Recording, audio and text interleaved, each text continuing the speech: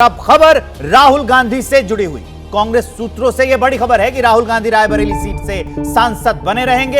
इसका मतलब यह है कि राहुल गांधी वायनाड सीट छोड़ेंगे। वायनाड से क्या प्रियंका चुनाव लड़ेंगी, ये अभी साफ नहीं है। तो बड़ी अपडेट हम आपको बता रहे हैं। राहुल गांधी ने 2024 के लोकसभा चुनाव में 2 जगह से अपनी दावेदारी पेश की थी। वो चुनाव लड़े थे, दोनों जगहों से जीते थे।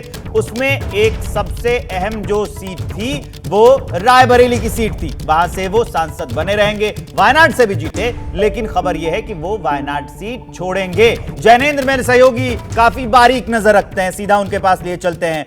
प्रियंका लड़ेंगी कि नहीं लड़ेंगी?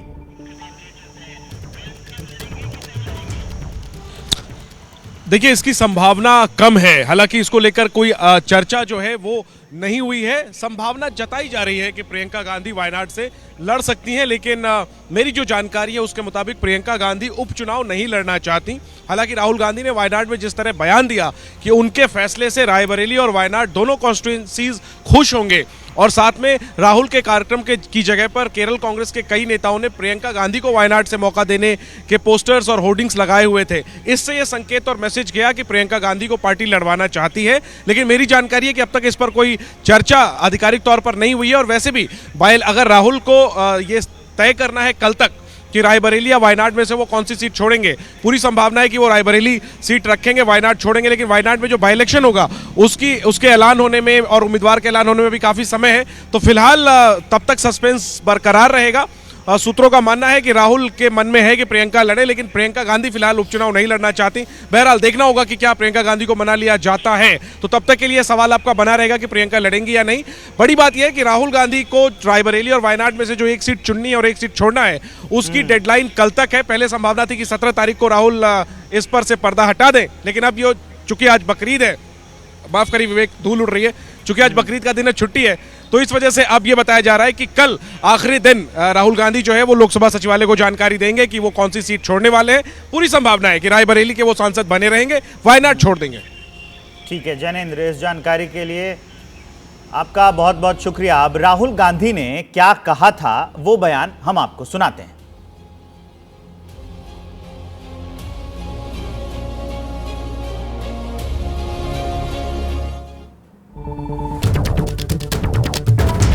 तो राहुल गांधी का वो बयान हम आपको सुनवाने वाले हैं, जब राहुल ने यह कहा था कि उनके फैसले से रायबरेली और वायनाड दोनों जगहों की जनता जो है वो खुश होगी, क्योंकि राहुल रायबरेली से भी जीते और वायनाड से भी जीते। तो अब ये खबर आ रही है कि जो राहुल गांधी है वो रायबरेली की सीट नहीं छोड़ेंगे, वहीं से सांसद बने रहेंगे और वो वायनाड सीट अपनी छोड़ सकते हैं। तो अब सवाल ये बनता है कि वायनाड, जहां से पिछले चुनाव में सांसद थे राहुल गांधी, अब वहां पर कौन सांसद का चुनाव लड़ेगा इनकी ओर से? प्रियंका का नाम सामने आया था, लेकिन अभी उन पर सस्पेंस खत्म नहीं हुआ है। तो यहां पर सवाल यह है अग्निहोत्री सर कि राहुल पर संशय तो है बरकरार, लेकिन ये लगभग तय हो चुका है कि वो रायबरेली की सीट रखेंगे। तो बहुत ऑब्वियस है कि केंद्र की राजनीति अगर आपको करनी है तो उत्तर प्रदेश सबसे अहम है, तो उसके संसदीय क्षेत्र भी अहम है।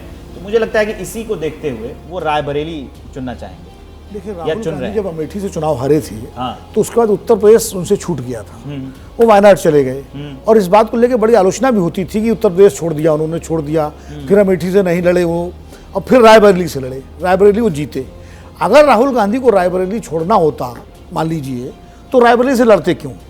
फिर वो प्रियंका गांधी को लड़ा देते, रायबरेली से कांग्रेस लड़ा देती, चुनाव हो जाता, प्रियंका जीत जाती, और जैसे चल रहा वो वायनाड बने रहते। इसका मतलब चूंकि विरासत जो है सोनिया गांधी ने अपने बेटे को सौंपी है और उत्तर प्रदेश में एक बार फिर से राहुल गांधी के पैर जमे हैं, तो उन जमे हुए पैरों को दोबारा नहीं छोड़ना चाहेंगे। ये मेरा तर्क कहता है, मेरा विश्लेषण कहता है। फैसला राहुल गांधी को कांग्रेस पार्टी को करना है, लेकिन मेरे हिसाब से उनको रायबरेली ही रिटेन करनी चाहिए, क्योंकि बमुश्किल उत्तर प्रदेश में एक बार फिर से उनके पैर जमे हैं और कांग्रेस पार्टी के कार्यकर्ताओं के अंदर एक हौसला बढ़ा है इन चुनाव नतीजों से। तो जब तय ही हो गया था कि उत्तर प्रदेश में रायबरेली की सीट पर वो चुनाव लड़ेंगे, और क्योंकि राजनीति आगे की करनी है, उत्तर प्रदेश में पांव जमे, तो वायनाड लड़ने की क्या जरूरत थी? डर था।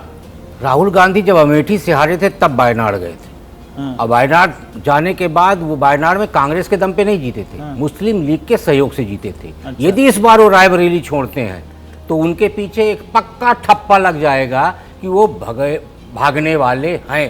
इसलिए रायबरेली से राहुल गांधी जाने से बचेंगे और वायनाड छोड़ेंगे। वायनाड को लेके उनके मन में किसी तरह का संदेह नहीं है, वहाँ कांग्रेस की स्थितियाँ अनुकूल है। लेकिन रायबरेली छोड़ने पर, जिस तरह अमेठी से छोड़ने के बाद वो उनके ऊपर एक ठप्पा लगा, मुझे लगता है राहुल गांधी उस बात से बचेंगे। 1999 की बात आप याद करिए, सोनिया जी 2 जगह से चुनाव लड़ी, बेल्लारी और अमेठी। उन्होंने बेल्लारी छोड़ा और अमेठी को पकड़ के रखा, क्योंकि उत्तर प्रदेश की पॉलिटिक्स के लिए ये जरूरी है। दूसरा एक बात मैं विवेक जी बता दूं कि बार बार ये प्रश्न आता है कि प्रियंका जी लड़ेंगी या नहीं लड़ेंगी, Rahul ji leader of opposition बनेंगे या नहीं बनेंगे। मुझे लगता है प्रियंका जी और राहुल जी दोनों जोखिम उठाने और जिम्मेदारी, इन दोनों चीज़ों से बचते रहे हैं। और जब तक वो बचते रहेंगे, जिम्मेदारी उठाना पड़ेगा यदि आपको पॉलिटिक्स में आगे बढ़ना है, और जोखिम भी आपको लेनी पड़ेगी, क्योंकि जब तक ये दोनों चीज़ें लेके आप नहीं चलेंगे तब तक राजनीति में सफल होना कठिन है। आप इस बात से कितने सहमत हैं कि जिम्मेदारी उठाने से वो बचते हैं? अगर बचते तो 2-2 सीटों पे चुनाव थोड़ी लड़ते हैं। और इसके साथ एक और छोटी सी टिप्पणी चाहूंगा कि ये कोई पहले नेता थोड़ी है जो 2 सीटों से लड़ रहे हैं। इतिहास रहा है, अभी भी लड़ते हैं, बड़े बड़े नेता 2 सीटों से लड़ते हैं। सभी नेता लड़ते रहते हैं, जब जरूरत होती है उस हिसाब से लड़ते हैं। वाजपेयी साहब भी लड़े, नरेंद्र मोदी साहब भी लड़े, और तमाम लोग लगे। सोनिया जी का जिक्र भी किया गया कि वो भी लड़ी बेल्लारी से। देखिए 2 चीज़ें, राहुल गांधी जब चुनाव लड़ने था, या सोनिया गांधी जी ने जब ये सीट छोड़ी राज्यसभा जाने के बाद, तो उन्होंने रायबरेली जाकर भाषण दिया और उसमें कहा कि मैं अपना बेटा आपको सौंप रही हूँ। तो उसी दिन ये साफ हो गया कि रायबरेली अगर वो जीतते हैं तो रायबरेली नहीं छोड़ेंगे। जिस मां ने अपना बेटे को रायबरेली को सौंपा, ये भरोसा दिया है लोगों को, तो वो सीट छोड़ना राजनीतिक तौर पर कोई फायदे की बात नहीं लगती। और फिर वो फिरोज गांधी से लेकर राहुल गांधी तक वो सीट गांधी परिवार के सीट मानी जाती है कि भाई उस पर उनका एक वर्चस्व रहना चाहिए। और दूसरा, उत्तर प्रदेश सबसे बड़ा प्रदेश है, 80 सीटों वाला है, और वहाँ पर कांग्रेस की ज़मीन बनाए रखना है, तो उसके लिए ये करना जरूरी है। तो मुझे इसमें तो कोई संभावना नहीं, मैं चाहिए पर नहीं चाहता कि क्या करना चाहिए, लेकिन संभावना नहीं लगती मुझे कि वो वायनाड की बजाय रायबरेली छोड़ेंगे, ये संभावना नहीं है। और दूसरा, रायबरेली के बाद प्रियंका गांधी क्या वायनाड लड़ेंगी, इसकी संभावना मुझे अभी कम लगती है। लेकिन अभी बहुत वक्त है, जब उपचुनाव होगा कांग्रेस तय करेगी कि क्या हो सकता है, नहीं हो सकता।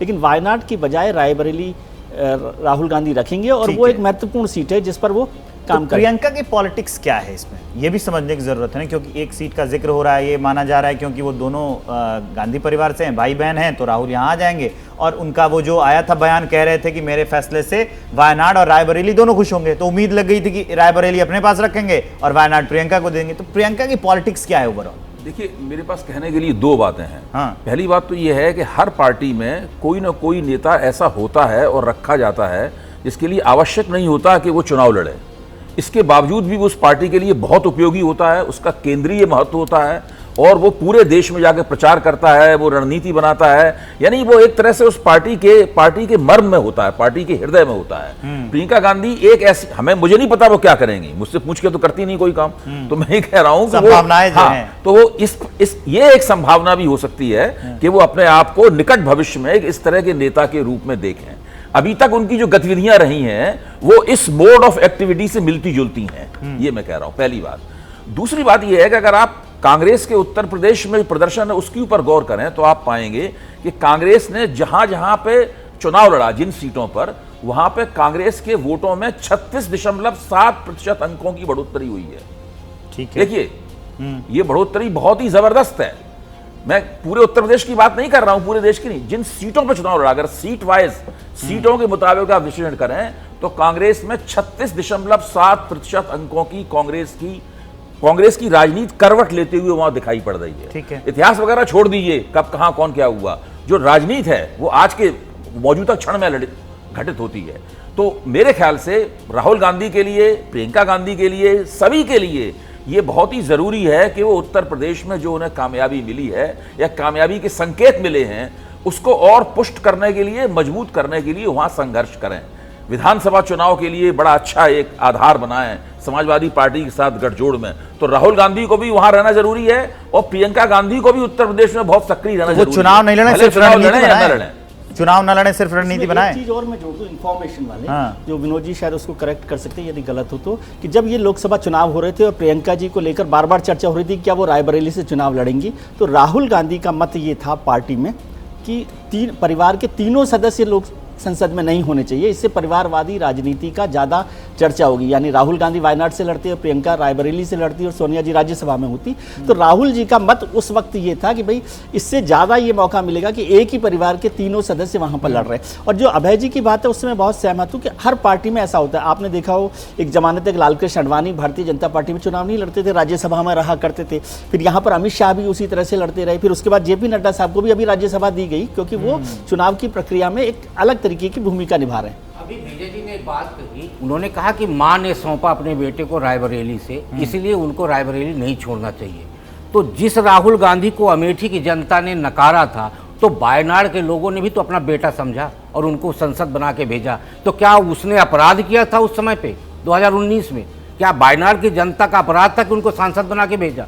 मैं एक छोटी सी लेकिन बात- विदिशा छोड़ा ना वाजपेयी जी नरेंद्र मोदी ने, बड़ौदा छोड़ा ना, जब 2000 नरेंद्र मोदी 2000 नहीं, के बड़ौदा चुनाव में बड़ौदा और दो बनारस जगह से चुनाव लड़ा था, तो वो किसके बड़ौदा बनारस में किसके अंतर प्रति ये है अपराध कि कर रहे थे गुजरात छोड़ते वक्त? भारतीय जनता पार्टी का तब गढ़ कई था। सवाल उठे थे। वो तो केरल भाई भी लड़े नरेंद्र मोदी बाद- गुजरात से भी लड़े थे, बनारस से लेकिन भी उन्होंने लड़े थे। यहाँ से लेकिन हारने के राजा बाद जी ने गए एक महान विश्लेषण किया नहीं, नहीं एक साथ लड़े थे, हारने के बाद नहीं गए। हारने 14 में के एक बाद दोनों 19 में चुनाव एक साथ लड़े थे, एक ही एक चुनाव साथ लड़े थे। अमेठी से हारने के बाद वायनाड गए। नहीं भाई, एक साथ लड़े 2019 हैं। में एक साथ चुनाव 2019 लड़ा में दो लड़के चुनाव लड़े हैं। दोनों सीटों से उसके एक साथ बाद चुनाव लड़ा था। उसके बाद 2019 का चुनाव एक साथ हार गए लड़ा। वायनाड रखा। यहाँ एक बड़ा सवाल ये एक भी मिनट, तो फिर- एक बात जो विजय ने कही, बिल्कुल विजय ने सही कहा कि राहुल गांधी की इच्छा ये है कि परिवार के 2 ही सदस्य संसद में होने चाहिए। लेकिन एक समस्या आ रही है कि राहुल गांधी का जो इमोशनल कनेक्ट बना वायनाड से और फैमिली का जो इमोशनल कनेक्ट बना है, वो इमोशनल कनेक्ट तभी बरकरार रहेगा अगर वहाँ से प्रियंका चुनाव लड़े। ये कांग्रेस के कार्यकर्ता भी चाहते हैं, वायनाड के लोग भी चाहते हैं, और इसलिए राहुल गांधी ने कहा था कि मैं जो फैसला करूंगा उससे वायनाड के लोगों को खुशी होगी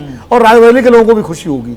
तो कहीं ना कहीं मुझे प्रियंका की संभावना इसीलिए लगती है कि वो इमोशनल कनेक्ट परिवार का चूंकि परिवार बना का हुआ भी है। है, बहन और है। केरल कांग्रेस जैसे उत्तर प्रदेश है, उत्तर प्रदेश में कांग्रेस को जमीन पानी है और केरल में जमीन बचाए रखनी है, क्योंकि भाजपा जिस तरह बढ़ रही है वहां पर केरल में, तो कभी भी वो कांग्रेस के लिए वहां दिक्कत हो सकती है। इसलिए गांधी परिवार के एक व्यक्ति का वहां रहना रणनीतिक तौर पर जरूरी है। इसलिए मुझे लगता है प्रियंका वहां से जाएंगी, लड़ेंगी। तो ये मेरा तर्क है, हाँ, ये तर्क है।